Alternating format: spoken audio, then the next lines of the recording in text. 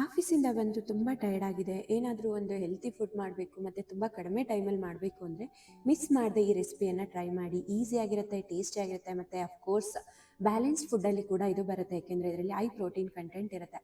So ನಾನು ಇವತ್ತು ಮಾಡ್ತಾ ಇರೋದು ಹೋಮ್ ಮೇಡ್ ಪನ್ನೀರ್ ಪರಾಟ.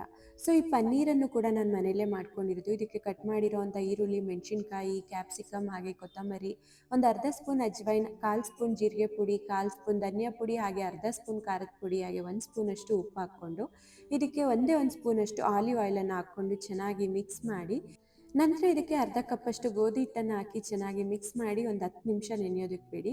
ಅದಾದ ನಂತರ ನೀವು ಇದನ್ನು ನೀಟಾಗಿ ಲಟ್ಟಿಸಿ ಸ್ವಲ್ಪ ತುಪ್ಪವನ್ನು ಹಾಕ್ಕೊಂಡು ಬೇಯಿಸ್ಕೊಂಡ್ರೆ ತುಂಬ ಅಂದರೆ ತುಂಬ ಚೆನ್ನಾಗಿರುತ್ತೆ. ಸೊ ನಾನು ಗೋಧಿ ಹಿಟ್ಟನ್ನು ಹಾಕಿದ್ದು ವಿಡಿಯೋ ಕ್ಲಿಪ್ ಮಿಸ್ ಆಗಿಬಿಟ್ಟಿದೆ. ಮಿಸ್ ಮಾಡದೆ ಇದಕ್ಕೆ ಗೋಧಿ ಹಿಟ್ಟು ಹಾಕ್ಕೊಳ್ಳಿ. ಹಾಗೆ ಈ ಪರಾಟವನ್ನು ಕರಡು ಮತ್ತು ಆನಿಯನ್ ಚಟ್ನಿ ಜೊತೆ ಒಮ್ಮೆ ತಿಂದು ನೋಡಿ, ಎಲ್ಲರೂ ಇಷ್ಟಪಡ್ತಾರೆ, ನಿಮ್ಮ ಹಸ್ಬೆಂಡ್ ಕೂಡ. ಸಕ್ಕತ್ತಿದೆ.